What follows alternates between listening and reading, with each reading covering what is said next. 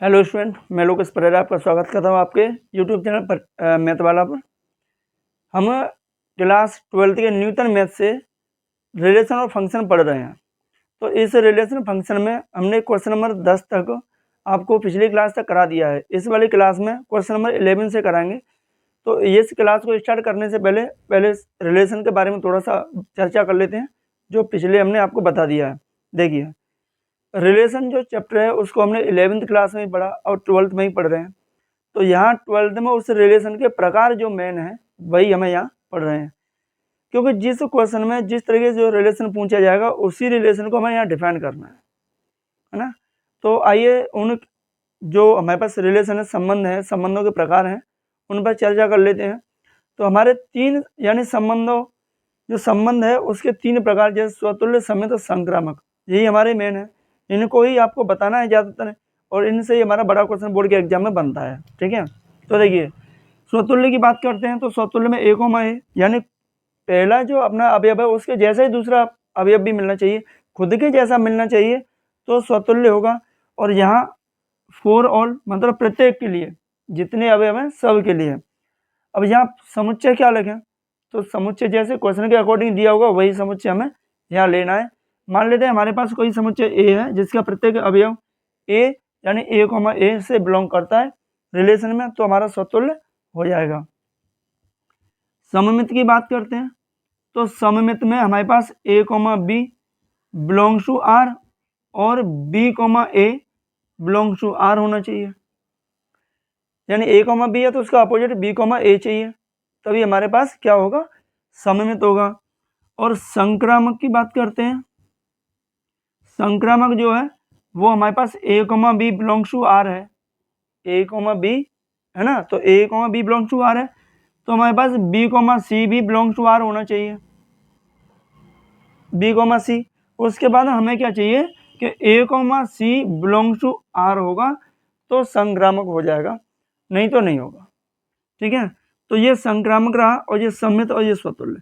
स्वतुल्य में खुद के जैसे मिलना चाहिए ए कॉमा ए, और प्रत्येक ए के लिए, प्रत्येक अवयव के लिए ही मिलना चाहिए। ऐसा नहीं कि एक का मिलेगा, एक समुच्चय में तीन अवयव हैं तो तीनों का ही खुद का प्रतिबिंब मिलना चाहिए। ऐसा नहीं कि एक भी छूट गया तो वहाँ गड़बड़ हो जाएगी, पूरा मैटर खत्म हो जाएगा। ठीक है, तो आइए क्वेश्चन नंबर 11 को हम सॉल्व करते हैं। तो 11 क्वेश्चन क्या है वो आपको स्क्रीन पर दिखाई देगा, तो समझते हैं कि 11 क्वेश्चन का इसे साफ कर देते हैं। 11 क्वेश्चन है कि माना प्राकृत संख्याओं के समुच्चय है ना, आर प्राकृत संख्या समुच्चय एन में एक संबंध है जिसके द्वारा यदि A B belongs to N, यानी A B belongs to N, तो हमें एक संबंध दिया हुआ है ए आर बी इस प्रकार के ए बी को विभाजित करता है। ठीक है, तो बताइए क्या संबंध सममित है। अब सममित की बात पूछिए तो हमें सममित बताना है, तो सममित के अलावा स्वतुल्य और संक्रामक भी निकाल लेते हैं।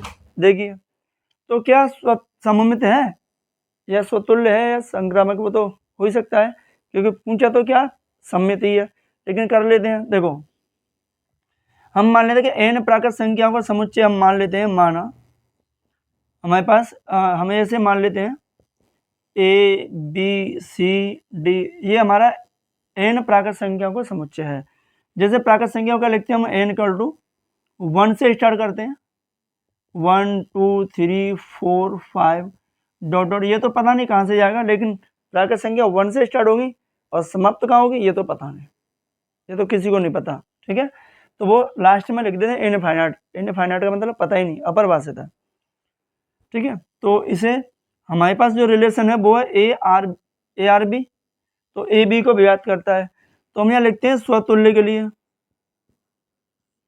स्वतुल्य में क्या लिखते हैं ए आर ए, ऐसे लिख सकते हैं, या हम इसको ऐसे लिख सकते हैं A comma A belongs to R. यहाँ क्या है कि ए फॉर ऑल प्रत्येक ए बिलोंग्स टू क्या करेगी एन से, एन प्राकृत संख्या समुच्चय। मैंने आपको बताया था अभी कि जो भी समुच्चय होगा उससे ही वो बिलोंग करना चाहिए, अवयव होना चाहिए उसका। तो हम यहाँ ठीक है ए को विभाजित करता है।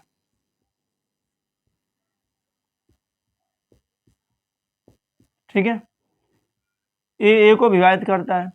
मान लो कि ए का मान आपका 4 है, और तो फिर समझ लो कि ए का मान 4 है तो दूसरी इकाई में 4 ही होगा। तो अगर ए अपॉन ए यानी ए का भाग ए में देंगे तो 4/4 यानी कैंसिल हो गया, एक बार हो गया 1 आ गया, 4 से 4 डिवाइड हो गया 1 बार, तो 1 हो गया। तो यहाँ ए से विभाजित हो गया, तो हमारे पास क्या हो जाएगा, आर क्या होगा, स्वतुल्य है।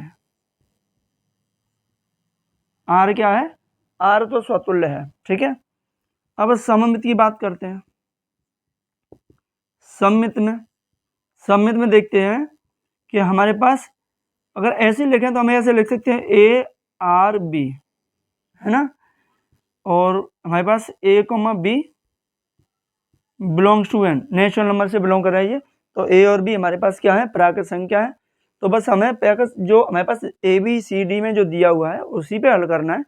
अंकों के माध्यम से हम समझ लेते हैं, यहाँ समझा देता हूँ आपको कि ऐसे करना है। ठीक है, तो यहाँ ए बी को विभाजित करता है,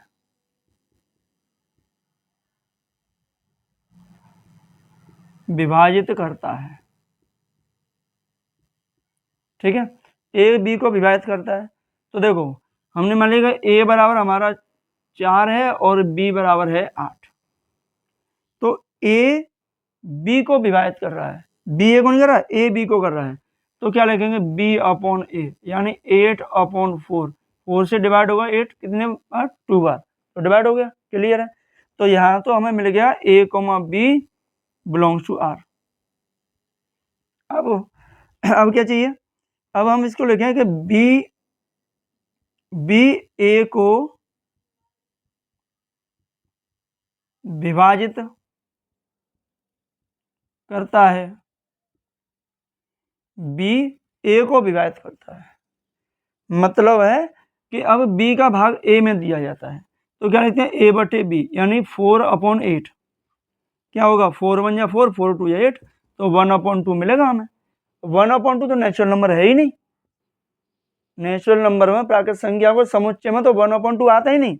1/2 क्या है, 1/2 तो परमेय संख्या है, नेचुरल नंबर नहीं है, परमेय संख्या है, तो नेचुरल नंबर में तो आएगा ही नहीं। तो क्या होगा, क्या लिखेंगे इसको कि B comma A not belongs to R, यानी फलन, यानी ये जो रिलेशन दिया है वो हमारा सममित नहीं है, तो आर सममित नहीं है। ये तो सम्मित की बात हो गई, ठीक है, सम्मित पूछा था उसने, ये सम्मित हो गया कि सम्मित नहीं है। अब बात करते हैं संक्रामक की। तो देखो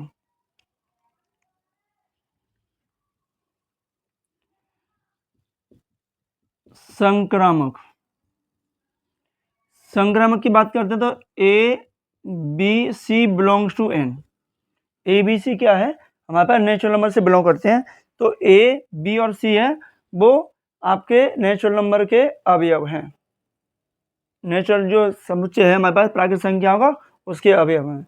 तो यहाँ लिख दें ए बी को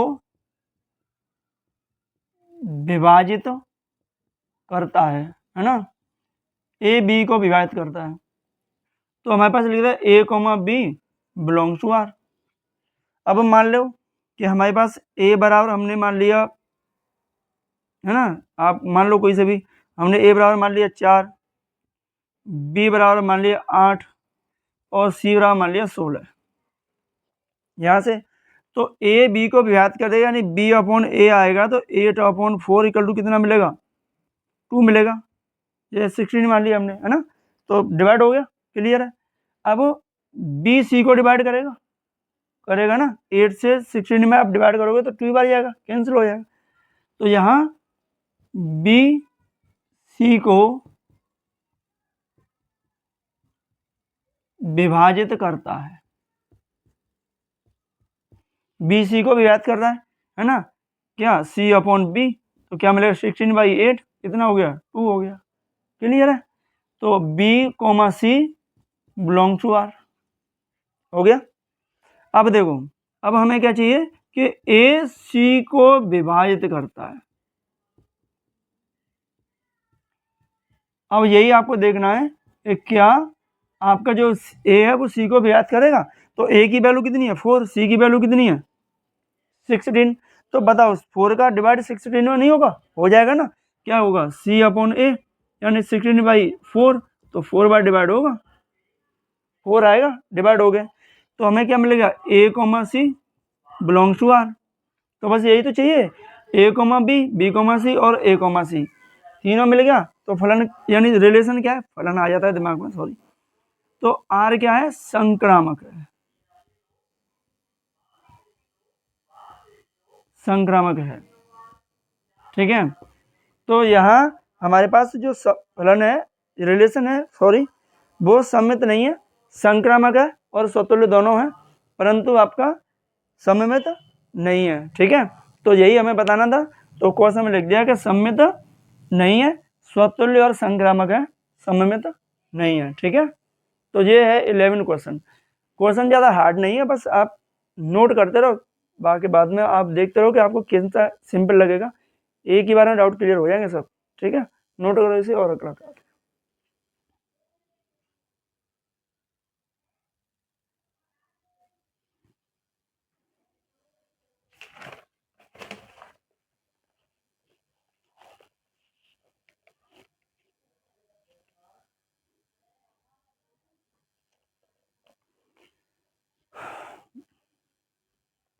देखिए क्वेश्चन नंबर 12 करते हैं, इसे हटा देते हैं। 12 क्वेश्चन क्या है,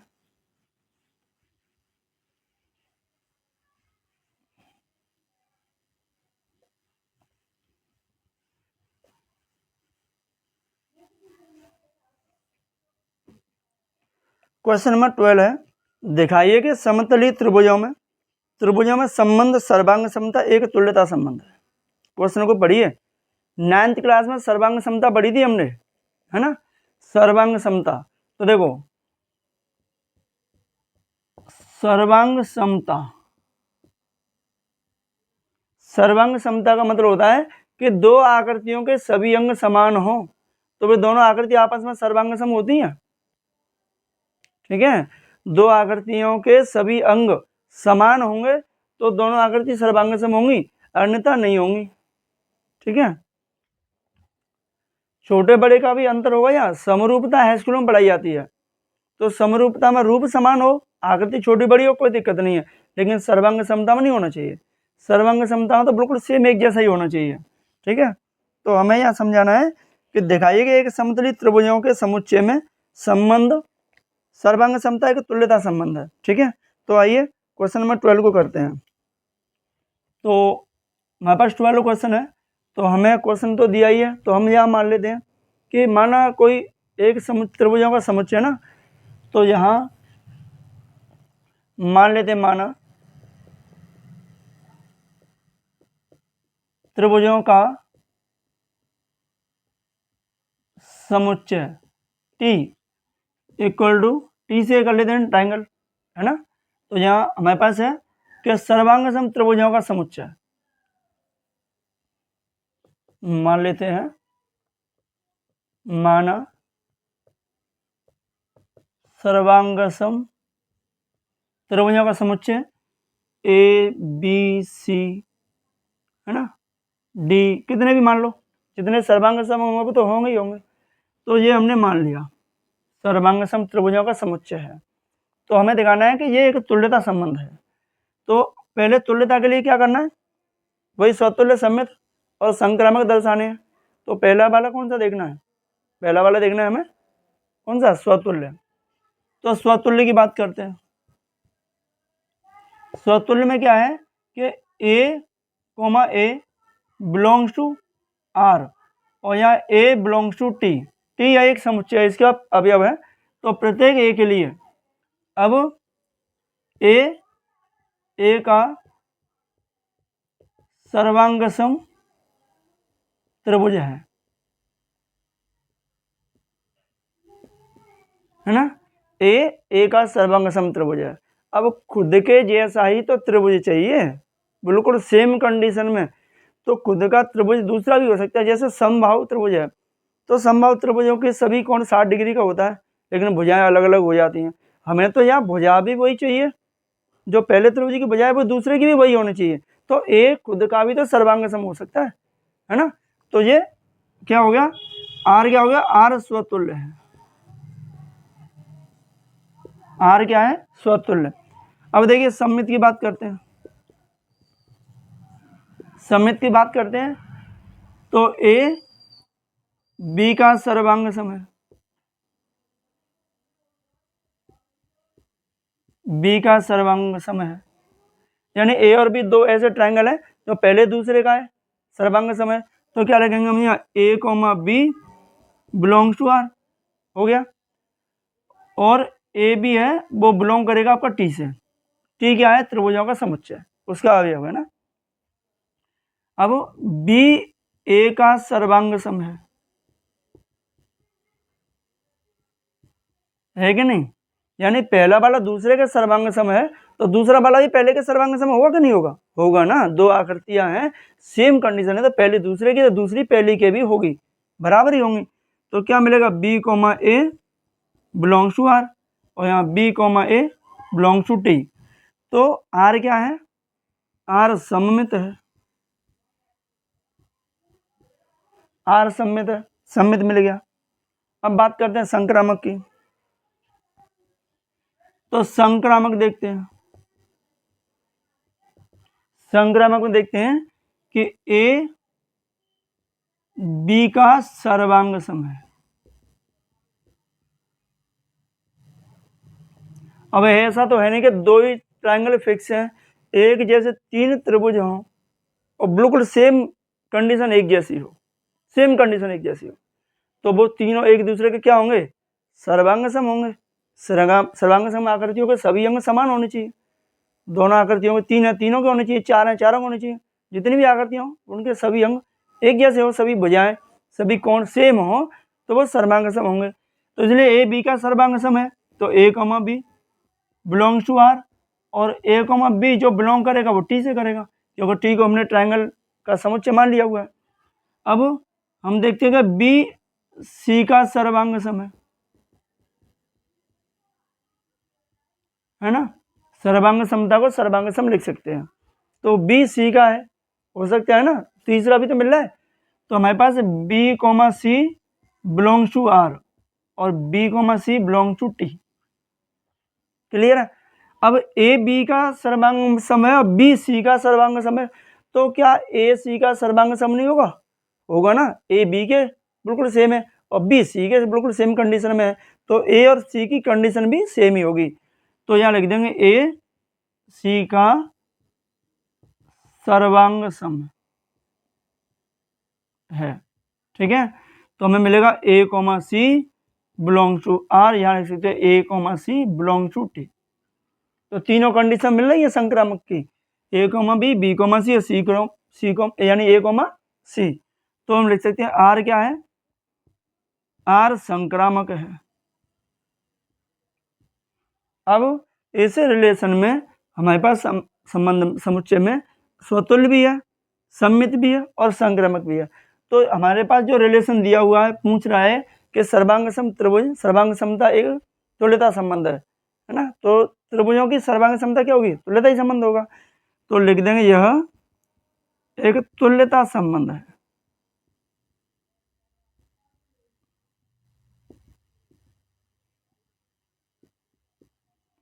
तुल्यता संबंध है, ठीक है। तो यही हमें इसमें सिद्ध करना था, और ये हो गया आपका क्वेश्चन नंबर 12, ठीक है।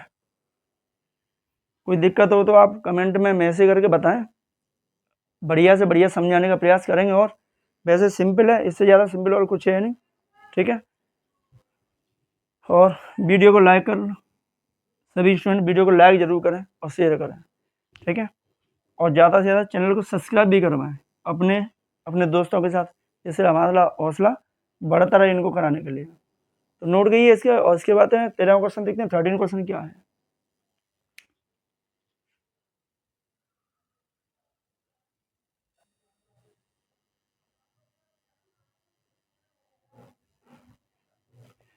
क्वेश्चन नंबर 13 है, दिखाइए कि धन पूर्णांकों के समुच्चय पर विभाज्यता संबंध स्वतुल्य और संक्रामक है परंतु सम्मित नहीं है। अब ऐसा क्वेश्चन हम कर चुके हैं, कौन सा, क्वेश्चन नंबर 11, सेम कंडीशन का क्वेश्चन है, ठीक है। तो यह धन पूर्णांकों का समुच्चय है। स्क्रीन पर क्वेश्चन आपको दिखाई दे रहा होगा कि दिखाई के धन पूर्णांक समुच्चय पर विभाज्यता संबंध स्वतुल्य और संक्रामक है परंतु सम्मित नहीं है। तो देखिए हमें इसको कैसे डिफाइन करेंगे, वो हमने ऐसे लिखा है कि मैंने आर बराबर x comma y such that x y से विभाज्य है, एक्स बाई से विभाज्य है, जहाँ एक्स बाई बिलोंग्स टू आपका पॉजिटिव इंटीजर है ना, जेड प्लस। तो ये क्या होगा, धन पूर्णांकों का समुच्चय हो गया। तो ये धन पूर्णांकों के समुच्चय में आते हैं। तो हमें दिखाना है कि जो संबंध है वो स्वतुल्य है, संक्रामक है परंतु सम्मित नहीं है। तो ये चीज़ हम 11वें क्वेश्चन में कर चुके हैं, ठीक है, लेकिन यहाँ से ही करा देते हैं। तो ये स्वतुल्य देखते हैं पहले। स्वतुल्य के लिए क्या लिखते हैं हम कि x comma x belongs to r और for all x belongs to z plus, है ना। तो x x से विभाज्य है, x x से विभाज्य है। मान लो कि x की वैल्यू आपकी कितनी है, 4 है, तो x अपॉन x लिखेंगे तो 4 अपॉन 4 डिवाइड नहीं होगा, होगा ना 1 बार, 4 से 4 डिवाइड होगा 1 बार, क्लियर है, होगा ना। तो r क्या है, r स्वतुल्य है, यहाँ लिख दिए r स्वतुल्य है, क्लियर, r क्लियर, एक तो हो गया। अब बात कर रहे हैं सम्मित की। सम्मित में x comma y belongs to r और x बाई है वो belongs to z plus positive integer. तो यहाँ x बाई से विभाज्य है ना, x क्या है, बाई से विभाज्य है। तो x की वैल्यू 4 है, बाई की वैल्यू 2 मान लेते हैं। तो x बाई से विभाज्य, तो विभाज्य वाली संख्या करें x बटे बाई। तो यहाँ क्या लिखोगे, 4 अपॉन 2 कितना मिलेगा, 2 ही तो मिलेगा, 2 से 4 डिवाइड होगा कितनी बार, 2 बार, तो हो गया विभाज्य, है ना।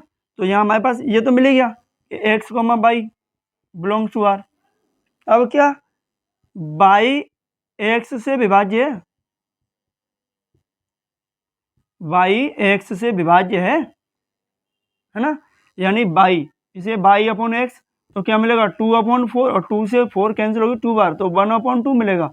1 अपॉन 2 है ना, वो पॉजिटिव इंटीजर नहीं है, क्या है, ये तो परमेय संख्या है, रेशनल नंबर है।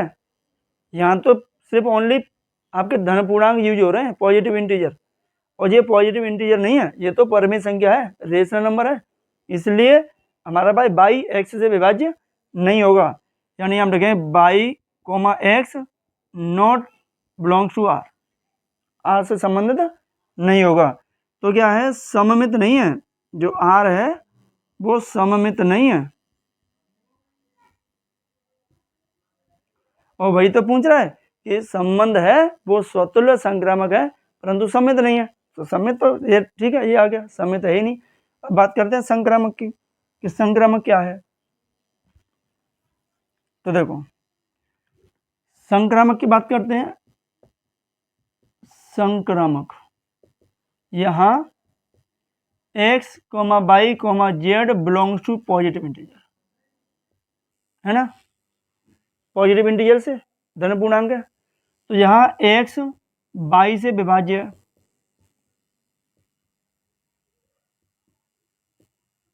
x बाई से विभाज्य है, तो क्या लगेगा x comma y belongs to R, हो जाएगा। और ये तो पॉजिटिव इंटीजर है ही, अब x बाई से विभाज्य है। अब यहाँ बाई जेड से विभाज्य है,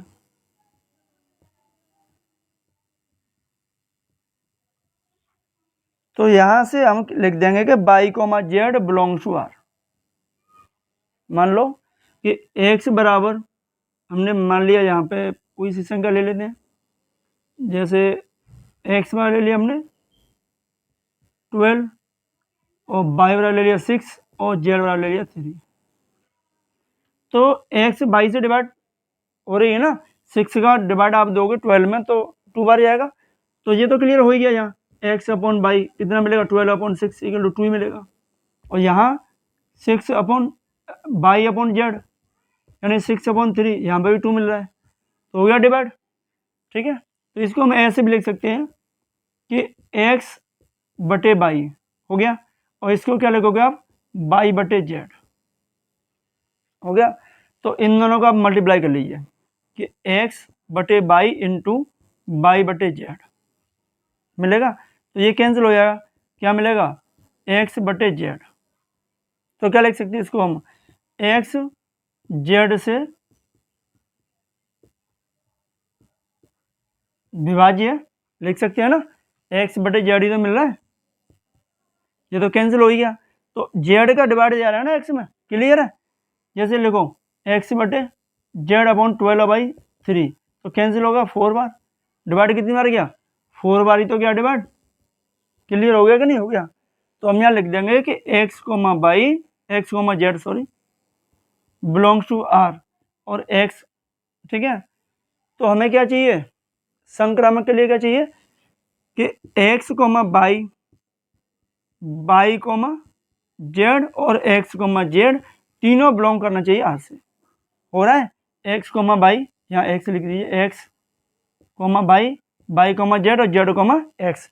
तो हमारे पास आ गया। तो हमारे पास रिलेशन क्या है, संक्रामक है या नहीं, है ना। तो आर क्या है, आर संक्रामक है, ठीक है। हमें जो कंडीशन चाहिए संक्रामक के लिए वो मिल रही है, ऑलरेडी प्रूफ हो रही है। ये सम्मित नहीं है, यही पूछ रहा था, तो बस यही हमें सिद्ध करना था, हेंस प्रूव्ड, यही करना था। तो आर स्वतुल्य है, आर सम्मित है, सम्मित नहीं है, संक्रामक है। तो क्वेश्चन यही पूछा है कि जो विभाज्यता का नियम है वो स्वतुल्य संक्रामक है परंतु सम्मित नहीं है, ठीक है। तो ये हमारे पास 13 क्वेश्चन हो गए। अब इसके बाद में नेक्स्ट क्वेश्चन देखते हैं क्या है, इसे आप नोट करें और आगे की चलते हैं क्या है, ठीक है।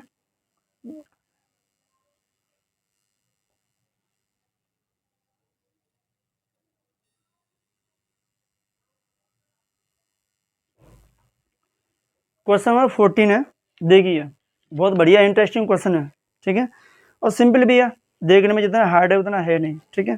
देखिए धन पूर्णांकों के समुच्चय पर संबंध आर निम्नवत है, और निम्न समुच्चय क्या संबंध क्या है, R x comma y such that x y belongs to N 2x plus y equal to 41, ठीक है। तो हमें आर का प्रांत और परिसर ज्ञात करने हैं, आर का प्रांत और परिसर निकालने हैं, इसके बाद स्वतुल्य सम्मित और संक्रामक की जांच भी करनी है, ठीक है। तो देखिए क्वेश्चन को कैसे करना है कि हमारे पास जो x और y है वो दोनों कैसे बिलोंग कर रहे हैं n से, तो हमें इसके प्रांत और परिसर बताने हैं, उसके बाद स्वतुल्य सम्मित और संक्रामक भी बताने के हैं या नहीं है। तो पहले इसे ले लेते हैं, यहाँ लिखते हैं कि हमारे पास जो नेचुरल नंबर है वो क्या होता है, नेचुरल नंबर 1 2 3 4 5 6 7 ऐसे डॉट डॉट डॉट चलता ही रहता है। तो नेचुरल नंबर 1 से स्टार्ट होता है और आगे तक इनफाइनाइट तक ही जाता है, पॉजिटिव ही रहता है, निगेटिव तो कभी होता ही नहीं, है ना। तो यहाँ हमारे पास जो दिया हुआ है क्या, 2x plus y equal to 41, 2x plus y equal to 41 ये है ना। तो यहाँ हम लिखते हैं by equal to 41 minus 2x। अब यहाँ थोड़ा डायग्राम से आपको समझा देते हैं, उसके बाद में से हटा देते हैं इसे। तो यहाँ जो सेट है हमारे पास वो n है, और यहाँ पे भी जो सेट होगा वो भी n ही होगा। दोनों में जो रिलेशन डिफाइन करना है वो हमें दिखाना है इसमें। तो देखो यहाँ से इसको हम मानते हैं x और इसको y, ये रहता है x और ये y और ये x, यही तो रहता है। तो यहाँ x की वैल्यू आपको पुट करनी है, यहाँ y की वैल्यू आपको जो आनी है वो भी नेचुरल नंबर में आनी है। तो यहाँ से रख दिए 1 2 3 4 5 6 7 8 9 10 11 12 ऐसे चलता ही रहेगा, ठीक है। तो यहाँ वैल्यू हमें निकालनी है, क्या मिल रहा है। तो देखो यहाँ से हम x इक्वल टू 1 पुट करें तो y इक्वल टू क्या मिलेगा 41 माइनस 2 इंटू 1, तो क्या मिलेगा हमें यहाँ से y इक्वल टू मिलेगा 39, ठीक है। और यहाँ से x इक्वल टू 2 पुट करेंगे तो y इक्वल टू 41 माइनस यहाँ पे रखोगे आप 2 इंटू 2, तो क्या मिलेगा 41 माइनस 4 यानी 37 मिलेगा, क्लियर। एक्स इक्वल टू 3 रखोगे तो y equal to 41 minus 2 into 3 तो कितना हो गया 6, और घटाओगे तो कितना मिलेगा 35 मिलेगा। मतलब है कि आपका जो नंबर सिस्टम माइनस होता रहा है, कम होता रहा है, वो एक विषम संख्या आ रहा है। 41 है, 39, 37, 35, 4 और रख के चेक कर लेते हैं 4, तो बाई इक्वल टू 41 माइनस यहाँ से 2 इंटू एक्स यानी 2 इंटू 4, तो 41 माइनस 8 कितना मिलेगा 33, यही तो मिलेगा। तो यहाँ से हम इसे रखते हैं कि जब हमने 1 पुट किया तो हमें मिल रहा है कितना 39 है ना, तो 1 पे हमें 39 मिल रहा है 1 पुट करने पर। या यहाँ से भी आप लिखोगे तो नंबर बहुत ज़्यादा हो जाएंगे ना, तो यहाँ से हमें लिख ही देते हैं इसका 39, 1 से, 2 से मिल रहा है आपका 37, 3 से मिलेगा 35, 3 रखने पर 35 है ना, 4 पुट करोगे तो 33 मिलेगा। अब हम इसमें इसी प्रकार है ना, यहाँ से ये तो 33 मिल गया, यहाँ x इक्वल टू 5 पुट करें तो y equal to 41 minus 2x, 41 minus 2x, तो y equal to 41 minus 2 into 5, तो y इक्वल टू 41 माइनस 10 कितना मिलेगा 31 मिलेगा। तो यहाँ से मिलेगा हमें कितना 31, इसे रखोगे तो कितना मिलेगा 29, इसको रखोगे 27, इसको पुट करोगे 25, इसको पुट करोगे 23, इसको पुट करोगे 21, ये पुट करना है 19, इसको पुट करोगे 17। इस प्रकार से आपके जो नंबर सिस्टम है वो एक विषम संख्या के रूप में घटते हुए चले आ रहे हैं। 39, 37, 35, 33, 31, 29, 27, 25, 23, 21, 19, 17 है ना, इस प्रकार से। तो हमारे पास हमें इसमें रखें, यहाँ से पुट कर लेते हैं कि जैसे हमने यहाँ रख लिया कि x इक्वल टू रख दिया 19, डॉट डॉट में 19 आ रहा है ना, ऐसे। तो हमें y इक्वल टू क्या मिलेगा 41 माइनस 2 इंटू 19, तो y इक्वल टू 41 माइनस 38 कितना मिलेगा 3 मिलेगा। तो इसको पुट करने पे हमें कितना मिलेगा 3 मिलेगा, मिलेगा कि नहीं मिलेगा। ऐसे ही हम यहाँ पे सॉल्व कर, जैसे x इक्वल टू 20 रखते हैं तो y इक्वल टू क्या मिलेगा 41 माइनस 2 इंटू 20, तो y इक्वल टू 41 माइनस के 40 कितना मिलेगा 1 मिलेगा। तो यहाँ हम इसको और बढ़ाते चले आगे चले, तो यहाँ 20 हम रखें तो 20 रखने पर हमें कितना मिल रहा है 1 मिल रहा है, ये मिलेगा। तो इस तरीके से हमें इसकी जो कंडीशन है वो हमने बना लिया। तो यहाँ हमें इसके प्रांत है ना और परिसर बताने हैं। तो ये जो होता है ये होता है आपका प्रांत, और इस साइड का होता है आपका सह प्रांत, और सह प्रांत से ही आपके परिसर निकाले जाते हैं, तो इसे बोलते हैं हम सह प्रांत। और सह प्रांत का जितने अवयव है जिनका कनेक्शन, इनका पूर्व प्रतिबिंब आपके प्रांत में होगा वही इसके परिसर होंगे। जिनका कनेक्शन पीछे पूर्व प्रतिबिंब मिलेगा यानी इसका पूर्व प्रतिबिंब यहाँ विद्यमान होगा वही इसके परिसर होंगे। जो इसमें छूट गया उसका परिसर कुछ नहीं होगा, वो परिसर में आएगा ही नहीं। ठीक है, तो ये देखिए आप इसे नोट करें, फिर और इसे बताते हैं आगे, थोड़ा सा देखिए।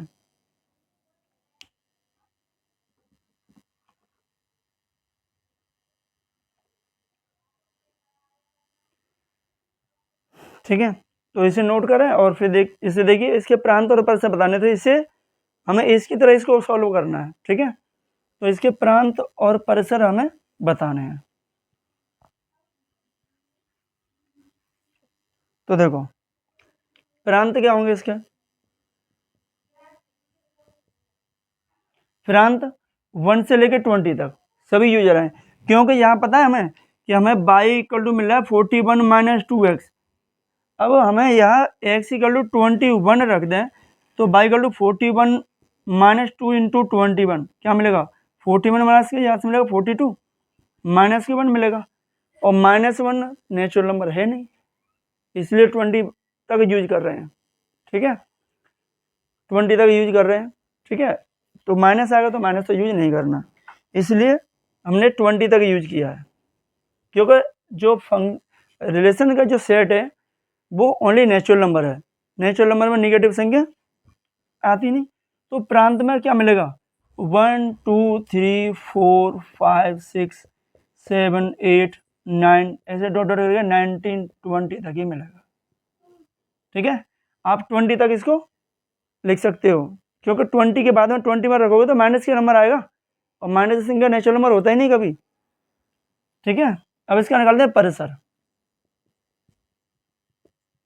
परिसर में हमें क्या मिल रहा है, यहाँ से देखिए इनका पूरे का कनेक्शन प्रांत में मिल रहा है, 39 का 37 का 35 का कनेक्शन पीछे जो प्रांत में अवयव उनसे है, ऐसे नहीं कि छूट रहा है कोई, जितने हैं उतने मिल रहा है।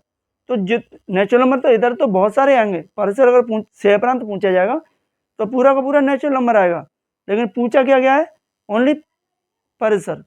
तो परिसर में हम लिखेंगे इनको 39, आप ये करके लिख दीजिए, है ना, 39 फिर 37 35 33 31 29 27 25 23 21 19, ठीक है 17 टोटल करके यहाँ 1 तक हमें मिलेगा। तो ये रहेगा इसका परिसर। ठीक है, तो सह प्रांत तो हमें बताने नहीं, क्या बताना है, प्रांत और परिसर बताने हैं। तो परिसर तो नेचुरल नंबर हमें इतने ही मिलने वाले हैं, क्योंकि इतने ही अवयव कनेक्शन हमें पूरे प्रतिबिंब में मिलने वाला है, इसके बाद नहीं मिलने वाला, क्योंकि यहाँ तो माइनस, और माइनस तो इसमें तो आएगा नहीं, यहाँ तो नेचुरल नंबर और भी आ जाएंगे, लेकिन यहाँ से संख्या नंबर पुट करोगे तो माइनस तो चाहिए ही नहीं, क्या चाहिए ओनली प्लस। तो ये आपके प्रांत और परिसर है। अब इनमें एक रिलेशन बनाना है, रिलेशन के जरिए हमें दिखाना है कि हमारे पास जो रिलेशन है वो स्वतुल्य सममित और संक्रामक है या नहीं है। तो देखिए हमारे पास रिलेशन क्या मिलेगा, रिलेशन पूरा ही लिख देते हैं, बहुत इजी हो जाएगा आपके लिए, एक ही बार में झंझट खत्म हो जाएगा। 1 से 39, तो 1 39, फिर 2 37 से कनेक्शन है 37, 3 से कनेक्शन 35, 4 का कनेक्शन 33, 5 का कनेक्शन 31, 6 का कनेक्शन 29, ठीक है 7 का कनेक्शन 27, 8 का कनेक्शन 25, 9 23 से कनेक्शन है ना इसका, और 10 का जो रिलेशन बन रहा है आपका किसे 21 से, 11 का बन रहा है कितने 19 से। इसी प्रकार अब सबको ही पुट कर देते हैं, 12 का मिलेगा 70 से, 13 का मिलेगा 15 से, 14 का मिलेगा कितना आएगा 13 आ जाएगा, 15 का मिलेगा 11 से, और 16 का मिलेगा किससे 9 से, 17 का मिलेगा 7 से, यहाँ 18 आपका रह जाएगा कितना 5, 19 रह जाएगा 3, और 20 रह जाएगा 1, ठीक है 20 का 1 90 का 3। इस तरीके से हमारा ये पूरा इनका रिलेशन बन गया। अब यहाँ से हमें बिल्कुल प्रॉब्लम नहीं होगी छांटने में, ठीक है, जिससे बनाने की जरूरत भी नहीं है, लेकिन आपके लिए बना दिया है। इससे क्या है क्वेश्चन बहुत ईजी हो जाएगा, बिल्कुल प्रॉब्लम नहीं आने वाली, नो टेंशन, एकदम क्लियर हो जाएगा। ठीक है, तो इसे हटा देते हैं और हम बताते हैं स्वतुल्य सममित और संक्रामक। तो देखिए हमारे पास, हम देखते हैं स्वतुल्य को, स्वतुल्य देखते हैं तो स्वतुल्य में क्या चाहिए, प्रांत 1 2 3, तो हमें 1 1 2 2 नॉट बिलोंग्स टू आर, ये इसमें है, कहीं पे दिखाई नहीं दे रहे। फिर हमें प्रांत का प्रत्येक अवयव का चाहिए, 20 है तो 20 का भी चाहिए, लेकिन यहाँ तो 1 का ही नहीं मिल रहा, एक भी नहीं मिल रहा, तो क्या होगा स्वतुल्य नहीं है। तो यहाँ आर स्वतुल्य नहीं है। ठीक है, अब बात करते हैं सम्मित की। सम्मित की बात करते हैं, कोई जब देख लो, अब यहाँ से जैसे हमने 2 37 ले लिया बिलोंग्स टू आर, तो हमारे पास हमें क्या चाहिए 37,2 बिलोंग्स टू आर चाहिए, ये है तो हमें ये भी चाहिए। अब इसमें देखो कि 37,2 कहीं पे भी है, कहीं नहीं मिल रहा। 4,33 फिर 33,4 कहीं मिलने वाला है, कहीं पे कोई वैल्यू नहीं मिलने वाली है। 11,19 फिर 19,11 चाहिए, कहीं कोई कंडीशन नहीं है, तो ये क्या रहेगा नॉट बिलोंग टू आर। ठीक है, क्लियर है। उसका अपोजिट भी मिलना चाहिए, 17,7 है तो 7,17 भी चाहिए। तो हमारे पास क्या है कि आर सममित नहीं है, आर सममित नहीं है। ठीक है, अब बात करते हैं संक्रामक की। तो यहाँ संक्रामक की बात करते हैं। तो देखिए आप कोई सा भी कंडीशन ऐसी मिल रही है आपको, ए कोमा बी फिर बी कोमा सी मिल रहा है क्या कुछ? एक ये मिल रहा है आपको 12,17 बिलोंग्स टू आर मिल गया। फिर हमें 17,7 बिलोंग्स टू आर, ये तो मिल गया क्या, लेकिन परंतु यहां से हमें क्या चाहिए 12,7 बिलोंग्स टू आर। अब 12,7 इसमें कहीं दिखाई दे रहा है आपको? मुझे तो नहीं दे रहा दिखाई, देखना जरा आपको दिखाई दे, है ना। क्या चाहिए ए कोमा बी है फिर बी कोमा सी, तो हमें ए कोमा सी चाहिए।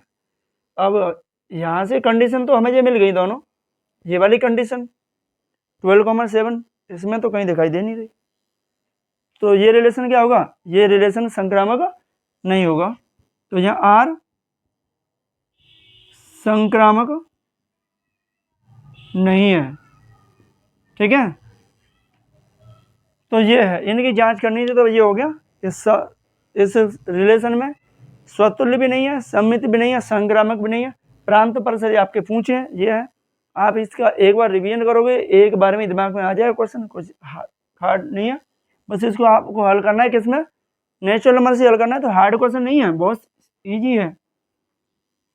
बस समझना है इसको, आपको हल करें जब सॉल्व करना है, रिवीजन करना है तो पेन कॉपी के साथ ही करें, नोट कर लें, समझ में आ जाएगा एक बार में, दोबारा नहीं पूछना पड़ेगा। ठीक है, तो नोट कीजिए इसको और देखते हैं नेक्स्ट क्वेश्चन क्या है इसके बाद में।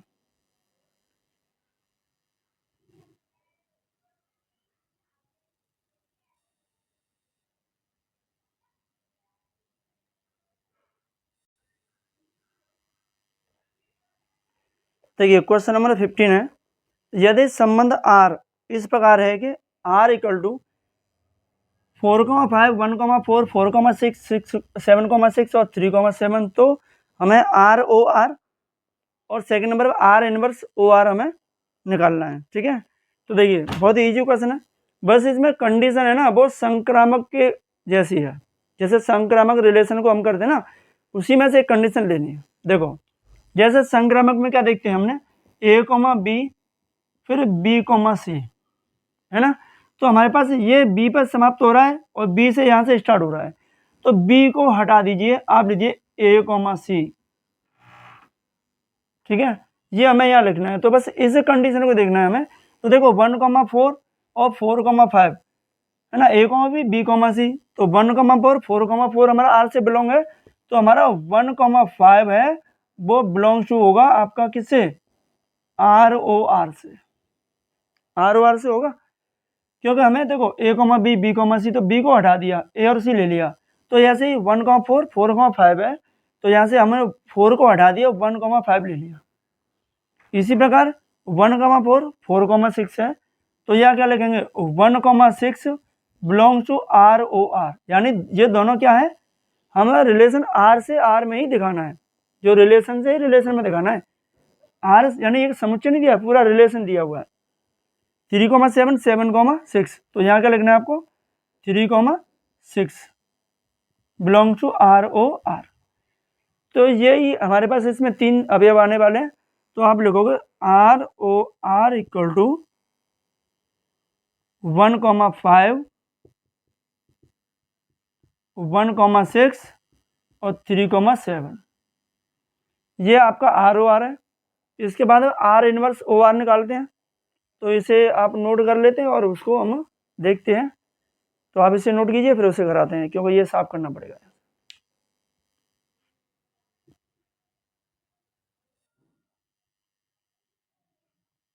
देखिए, अब हमने आर इनवर्स ओ आर निकालना है, तो पहले आर दिया हुआ है, पहले आर इनवर्स निकालेंगे यहाँ से। तो यहाँ से हम निकालते हैं पहले आर इनवर्स। आर इनवर्स क्या है, ये 4,5 लिखा है, तो लिखेंगे 5,4, है ना।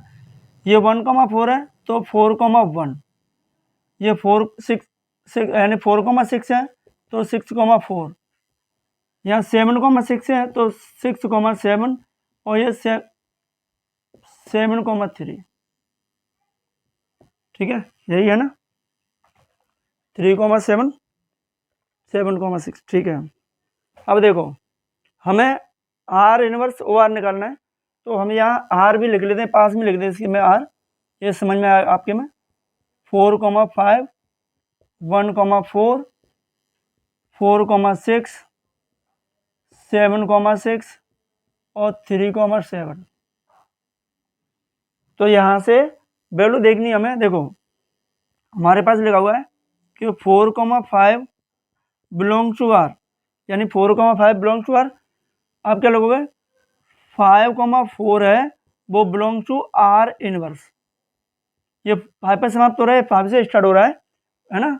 तो आर इनवर्स, तो हमें यहाँ क्या मिलेगा, 5 को आप छोड़ोगे, 4,4 belongs to R inverse O R, ये मिलेगा। ठीक है, अब यहाँ से दूसरा देखते हैं, 1,4, 1,4 बिलोंग्स टू आर है, तो हमें क्या मिलेगा, 4,1 बिलोंग्स टू आर इनवर्स। यानी 1,4 है, तो 4,1 है वो आर इनवर्स में मिल रहा है। तो यहाँ से 4 को कैंसिल करेंगे, क्या लिखेंगे, 1,1 belongs to R inverse O R, मिल गया। 4,6 की बात करते हैं, 4,6 बिलोंग्स टू आर। 4,6 है, यहाँ 6,4 मिल रहा है, 6,4 बिलोंग्स टू आर इनवर्स।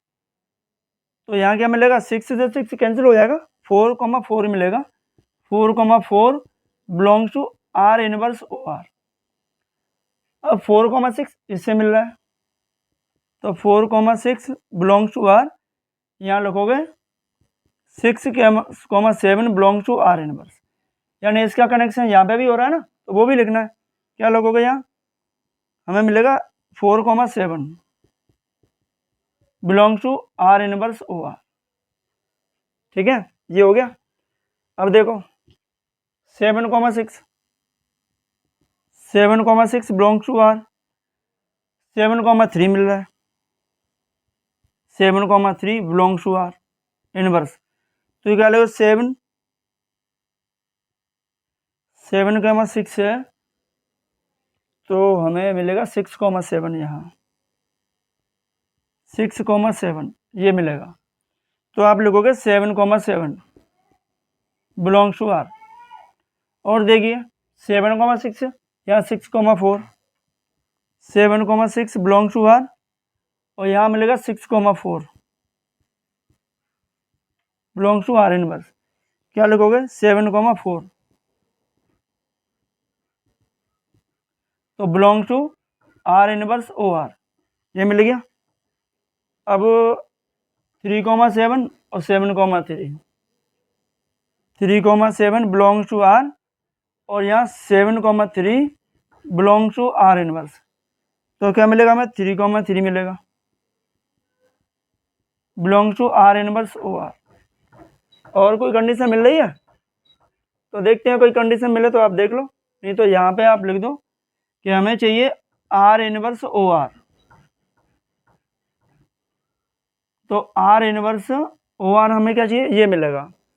तो यहाँ हमारे पास 4,4, 1,1, 4,4 डबल नहीं लिखना आपको, यहाँ 4,7, फिर 7,7, उसके बाद में 7,4 और आपका 3,3। ठीक है, ये आपका आर इनवर्स ओ आर इस तरीके से। तो सवाल थोड़ा टेढ़े मेढ़े है, लेकिन आप समझिए कि संक्रामक जैसा है, ए, बी बी कॉमा सी, तो बी को हटा दिए, ए कॉमा सी रख लीजिए, जितनी कंडीशन मिला उतनी बना लो, ठीक है। तो नोट करो, इसके बाद कराते हैं क्वेश्चन।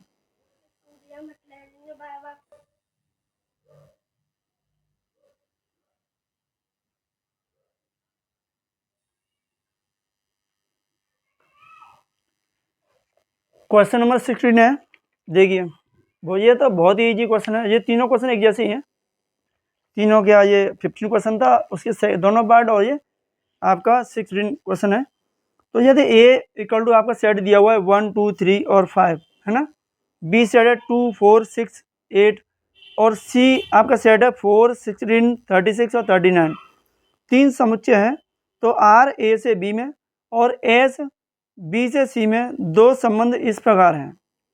यहाँ एस को भी एक रिलेशन दर्शाया गया है ना, हम रिलेशन को आर से डिनोट कर रहे हैं, एस से भी कर सकते हैं, किसी और से भी कर सकते हैं, ठीक है। तो कोई जरूरी नहीं कि हम ओनली आर पे डिपेंड रहें, कोई और भी हो सकता है, ठीक है।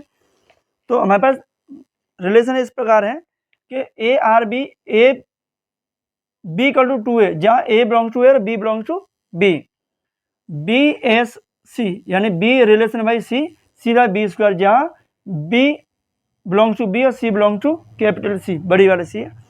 तो हमें एस ओ आर निकालना है, ठीक है। तो एस ओ आर निकालने के लिए देखो क्या करना है कि हमारे पास ये दिया हुआ है ए आर बी बराबर बी, ए आर बी इस प्रकार दिया हुआ है कि बी इक्वल टू 2a। अब यहाँ हमारे पास a बिलोंग्स टू a है और b बिलोंग्स टू b है, ठीक है। तो देखो यहाँ से हम जो वैल्यू रखें, जैसे हमने क्या रखा, a बराबर a इक्वल टू 1 रखेंगे, तो हमें b इक्वल टू 2 इंटू 1 यानी 2 मिलेगा। यहाँ से a इक्वल टू 2 रखो, इसमें से 2 रखेंगे तो b इक्वल टू क्या मिलेगा, 2 इंटू 2 यानी 4 मिलेगा। a इक्वल टू 3 रखेंगे तो b इक्वल टू 2 इंटू 3 यानी 6 मिलेगा, यहाँ रखना है। अब यहाँ 4 है नहीं, 5 रखेंगे तो यहाँ 10 नहीं है, यहाँ 2 6 4 यानी 2 4 6 तो इसमें है ही, 2 4 6 8 नहीं है, 8 के लिए इसमें 4 नहीं है, 10 5 है तो 10 आएगा, 10 इसमें है नहीं सेट में, तो वो यूज नहीं करना। तो हमें यहाँ आर मिल गया, आर क्या मिल रहा है हमें, 1,2 1,2 2,4, ठीक है, 3,6 ये मिल गया हमें पहला। अब से दूसरा वाला देखते हैं। तो यहाँ से बी एस सी इस प्रकार है कि सी बराबर बी स्क्वायर, यहाँ जो बी है वो बिलोंग्स टू बी और सी है वो बिलोंग्स टू कैपिटल सी से। तो देखो यहाँ बी की वैल्यू इसमें से लेनी है और सी की वैल्यू यहाँ देखनी है, आपको क्या मिल रही है वो मिल जानी चाहिए, उससे एक्स्ट्रा नहीं जाना चाहिए। जैसे यहाँ 6 तक आया, 8 नहीं आ रहा, कोई दिक्कत नहीं है, क्योंकि यहाँ 5 है, 4 नहीं है, 4 होता तो 8 आ जाता, ठीक है। तो यहाँ हम b इक्वल टू यहाँ से लेते हैं कितना, 2, तो इक्वल टू यहाँ क्या मिलेगा, 2 का स्क्वायर कितना मिलेगा, 4, b इक्वल टू 4 लेते हैं तो c इक्वल टू 4 का स्क्वायर कितना मिलेगा, 16, ठीक है। b इक्वल टू 6 लेते हैं तो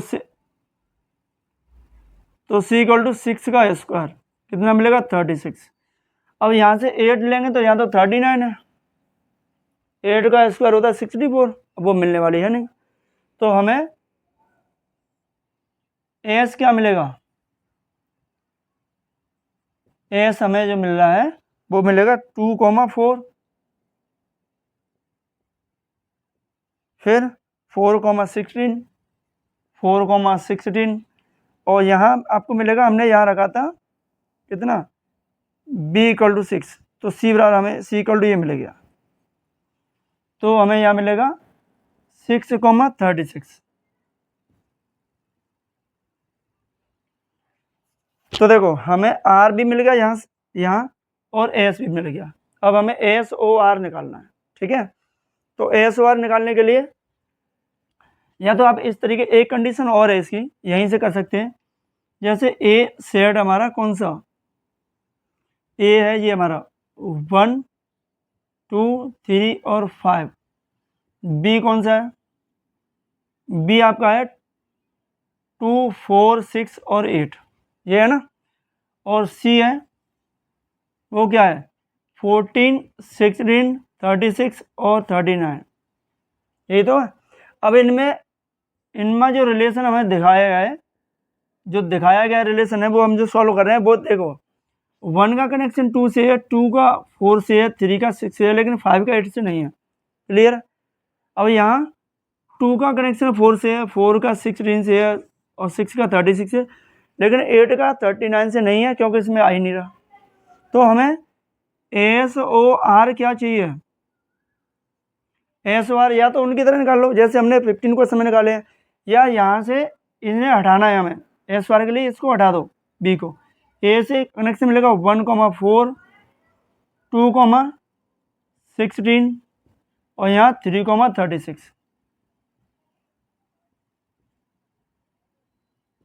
ठीक है। तो ये एस ओ आर हमें निकालना था, ये एस ओ आर देख लो। बस ये वैल्यू जो दी है वो समुच्चय में दूसरे में अवयव रखने पर मिलनी चाहिए, जो नहीं मिल रही उसको छोड़ दो, बाकी कुछ भी नहीं है इसमें, ठीक है। तो ये 16 क्वेश्चन हो गया, 16 को नोट करें और फिर इसके एक्सरसाइज का लास्ट क्वेश्चन देखते हैं। बहुत बढ़िया क्वेश्चन है लास्ट वाले, ठीक है, इसे नोट करें और देखते हैं अगला क्वेश्चन।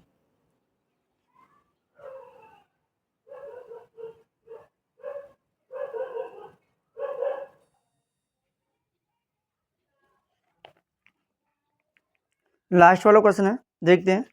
यदि किसी समुच्चय ए में आर और एस दो तुल्यता संबंध है, ठीक है, यानी आर और एस दो ऐसे रिलेशन है जो तुल्यता हैं, तो हमें आर इंटरसेक्शन एस, है ना, क्या आर इंटरसेक्शन एस भी एक तुल्यता संबंध है, ये हमें इसमें दिखाना है। समुच्चय ए में तुल्यता संबंध है।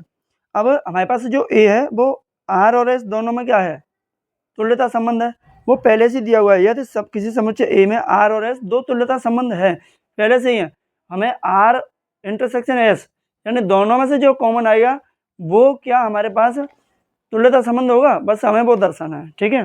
तो आइए बात करते हैं स्वतुल्य संबंध और संक्रामक की। हमारे पास पहला देखते हैं, हमारे पास स्वतुल्य के लिए, यानी हमारे पास स्वतुल्य है, जो आर क्या है, आर स्वतुल्य है। स्वतुल्य के लिए स्वतुल्य है पहले से, हमें बस दिखाना है कि जैसे हमारे पास ए बिलोंग्स टू आर, है ना, जहाँ if A belongs to capital A, तो ए है वो क्या है हमारे पास एक समुच्चय का अवयव है। अब दूसरा हमारे पास जो एस है वो भी हमारा क्या है, स्वतुल्य है एस, और यहाँ पे भी जो ए है वो बिलोंग्स टू ए। अब मान लेते हैं कि हमारे पास एक रिलेशन जिसके अवयव हैं, एक रिलेशन का जो सेट बनाया गया उसमें कई अवयव हैं, ठीक है, और एस का भी जो सेट बनाया गया उसमें भी कई अवयव हैं। जैसे हमने आर का यहाँ बना लीजिए ए कॉमा ए, ठीक है, और कुछ बना लीजिए ए कॉमा बी, ठीक है, बी कॉमा बी।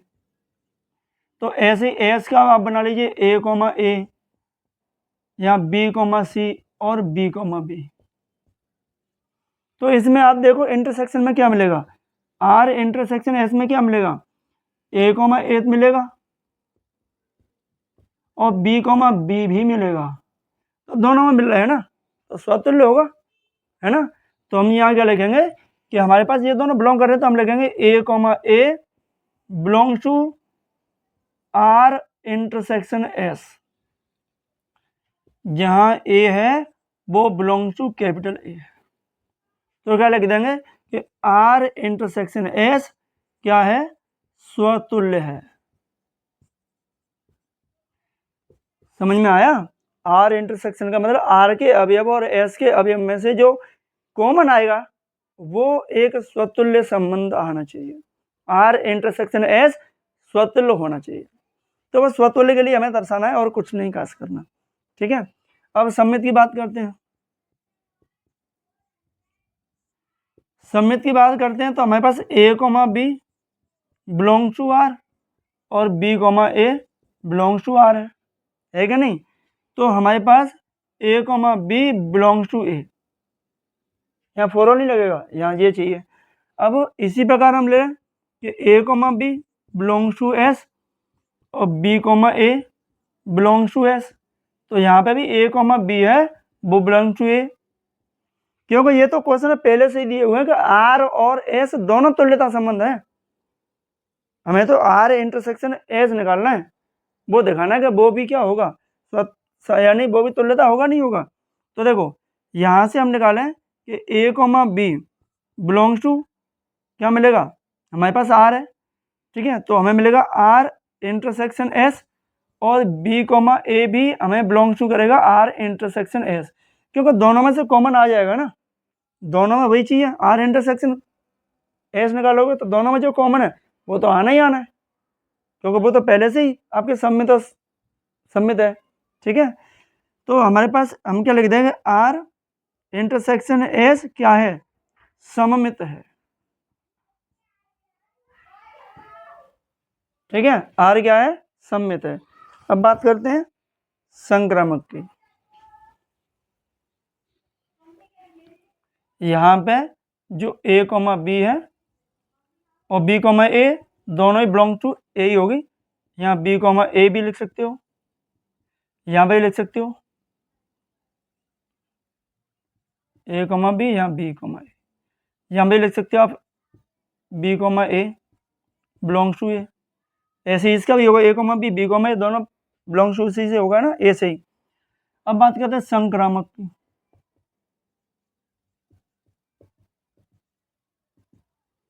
संक्रामक ही लिख देते हैं, तो हमारे पास A comma B belongs to R, और यहाँ A B belongs to A, और ए कोमा बी क्या मिलेगा, belongs to S, A comma B belongs to A, यानी ए कोमा बी आर में भी है और ए कोमा बी एस में भी है, क्योंकि वो तो पहले से ही तुल्यता संबंध है, कुछ दिया नहीं है, जैसे दिया है वैसे ही हल करना है, ठीक है, ज़्यादा दिमाग लगाना नहीं इसमें। तो हमें ए कोमा बी दोनों में से कॉमन मिलेगा कि नहीं मिलेगा, तो हमारे पास क्या हो जाएगा, आर इंटरसेक्शन एस हो जाएगा, ए कोमा बी, यहाँ ब्रैकेट नहीं लगाना,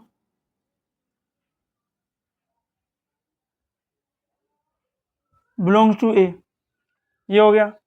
अब B comma C belongs to R, B comma C belongs to A, B C A से संबंध करता है। अब बी कोमा सी आर में है तो बी कोमा सी एस में भी होगा, B comma C belongs to S, तो यहाँ B comma C belongs to A, यहाँ तो समुच्चय तो एक ही चल रहा है, समुच्चय में कोई प्रॉब्लम नहीं है, ठीक है, दोनों में आप इंटरसेक्शन निकालो, तो हमारे पास बी कोमा सी है, वो दोनों में इंटरसेक्शन रहेगा, दोनों में कॉमन रहेगा, तो आर इंटरसेक्शन एस मिलेगा, ठीक है, तो B comma C belong to A, ठीक है, मिल गया। अब तीसरे पॉइंट की बात करते हैं कि A comma C belongs to R, और यहाँ ए सी है वो बिलोंग करेगी ए से। अब ए कोमा सी आर में तो ए कोमा सी एस में भी होगा, क्योंकि वो पहले से ही तुल्यता संबंध है, तो यहाँ लिखेंगे A comma C belongs to R, तो A comma C belongs to A, R नहीं यहाँ एस, ठीक है, आर आता है आर में लिख देते हैं। इनमें से कॉमन निकालो, क्या मिलेगा, A comma C belongs to R intersection S, तो A C belongs to A.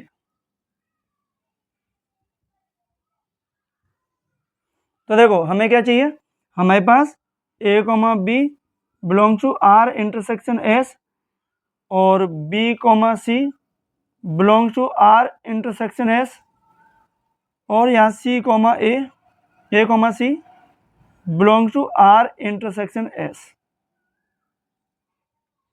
ठीक है, तो यहाँ आर इंटरसेक्शन एस है ना, क्या है, संक्रामक है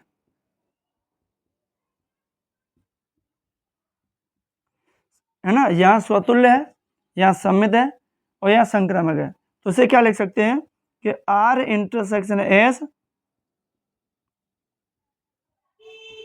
समुच्चय ए में तुल्यता संबंध है, यही सिद्ध करना था हमें, ठीक है। जब भी क्वेश्चन को करें तो ज़्यादा टेंशन वाली बात नहीं है, उसमें आर और एस पहले से ही तुल्यता संबंधी है, आपको वो दोनों प्रूफ नहीं करने, आप तो सिर्फ इंटरसेक्शन दिखाना है। इंटरसेक्शन को हिंदी में शायद सर्वनिष्ठ बोलते हैं, यही है, ठीक है। तो ये है आपका लास्ट क्वेश्चन, बढ़िया से नोट करो और स्क्रीनशॉट ले चाहे स्क्रीनशॉट लीजिए, ठीक है। तो बस आज की क्लास में इतना ही, ये 1A एक्सरसाइज हमारी पूरी फिनिश है। अगली क्लास में हम इसके फंक्शन को कराएंगे, तो फंक्शन की जो क्लास है पहले उसमें उसका परिचय और उसके बारे में बताएंगे फंक्शन क्या क्या है, ठीक है। तो बस वीडियो अच्छा लगा तो लाइक और शेयर जरूर करें और चैनल को सब्सक्राइब करना ना भूलें, ठीक है। तो सभी स्टूडेंट चैनल को सब्सक्राइब जरूर करें। Thank you student.